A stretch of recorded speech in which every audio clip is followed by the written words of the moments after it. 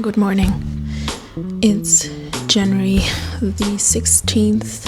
We are officially halfway through January, halfway through this challenge. It's kind of incredible to me that I actually managed to do pretty well, like besides yesterday when I failed, and that I actually did all of the prompts, that I actually filmed a video every day and edited those even if I didn't manage necessarily every single day to edit and publish that day itself. But still, it's kind of incredible. Cynthia and Leah and Mateo are doing incredible as well. I'm just all around pretty pleasantly surprised. I'm sitting here waiting for the half of a painkiller pill to do its magic. Okay, so did I do the one thing yesterday? Okay, so let me first catch you up just in case and say that yesterday during my live stream I did indeed, in fact, write. I wrote, I think I was at about 1,030, 1,050 words, something like that. I was a little bit delirious, a little bit weirdly hyperactive from the lack of sleep. But you should have seen me, and you can see me in the replay if you want to. Just like see me like,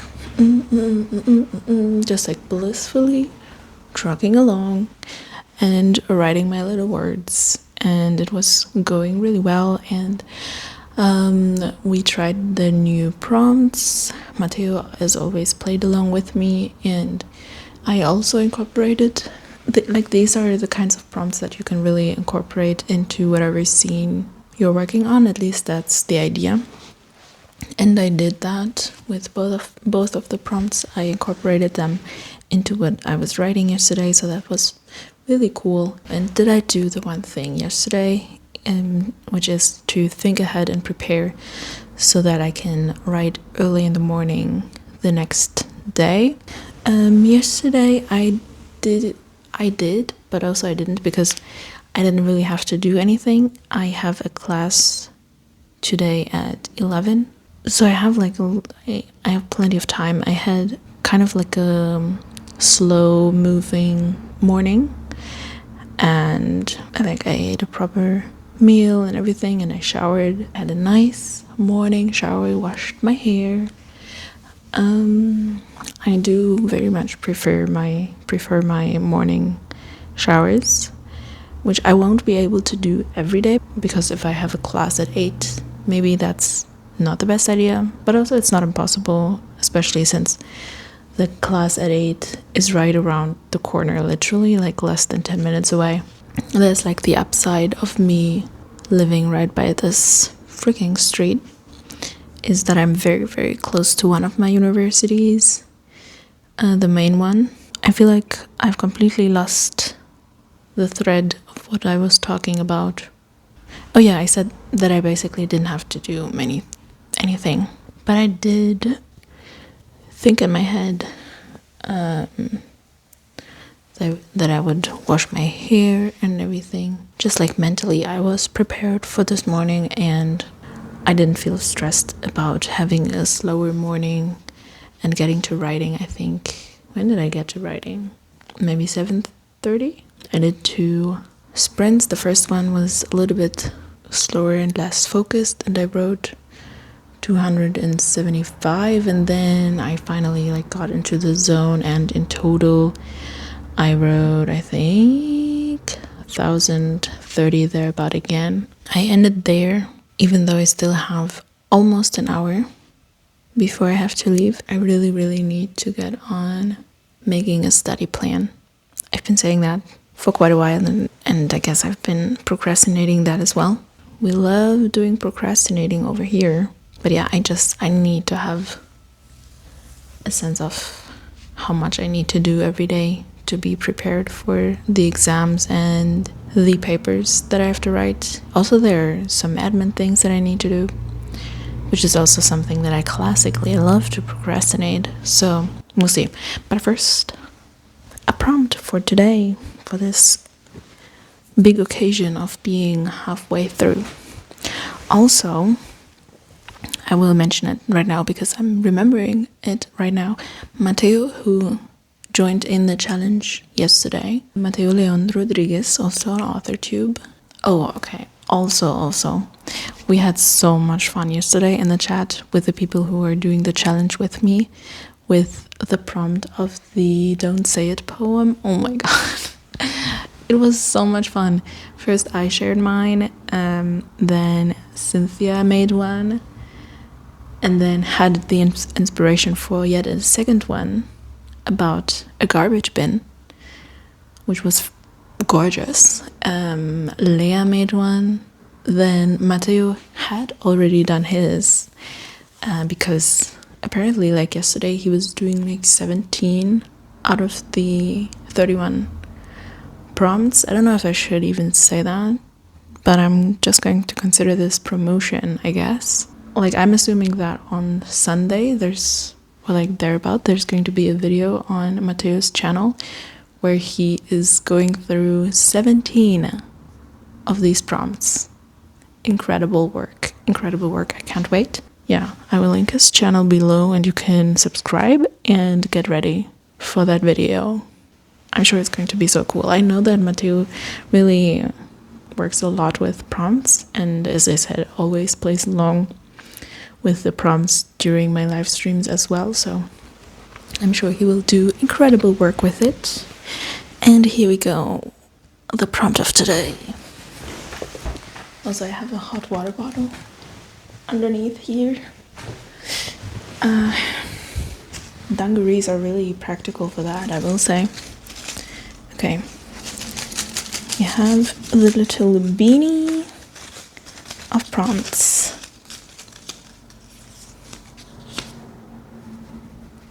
Behold, the 16th prompt. As you can see, ordinary paper with ordinary ink on it. Yeah, beautifully. Ooh. Write a snippet/scene where a character tells a lie to another and the other character challenges the lie. Okay. I feel like I could immediately go on continuing the scene that I've been writing because that would fit right in. Should I do that, or should I think of something more original that's maybe more in the spirit of the prompt, right? We'll see. Give me like a few minutes and I won't write a full scene, I don't think, but like a snippet.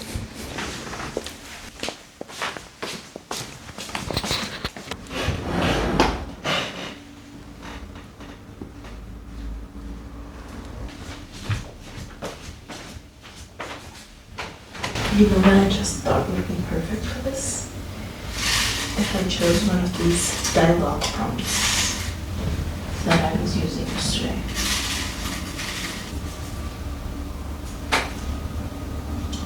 Don't you believe me?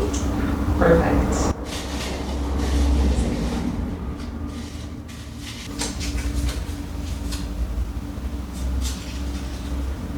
This is not the way. I need a little bit more to go on, just because it's over. This could also be taken in a lot of different ways, which is exactly what I tried to do with these prompts.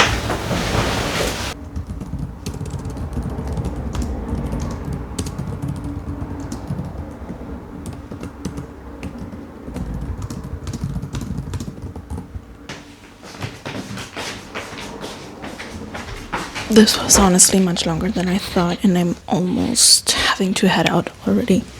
But let me read what I have, and I hope it all makes sense.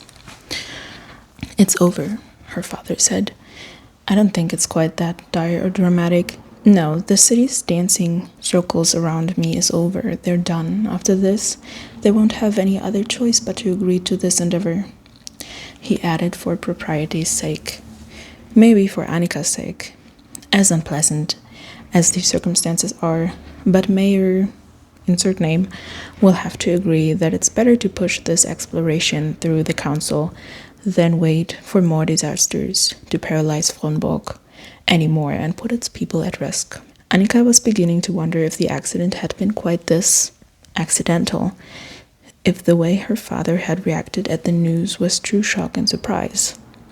She could never tell with him what he did or did not know. She had given up trying to sneak around him when she was 11 and thought she'd successfully pulled off a break-in into his office where he kept the photo album with him and uncle, insert his name, the one where they smiled coyly and her father, young and dimple-cheeked, held an arm around a pretty girl who wasn't her mother, but some early flame of his, a rare glimpse into a past that seemed almost impossible. For a full week, she was certain her father, or she had been certain her father, was none the wiser, until out of the blue, as she was setting the table for dinner, he said, "I'm going to need you to wipe off your dirty fingerprints on the photos.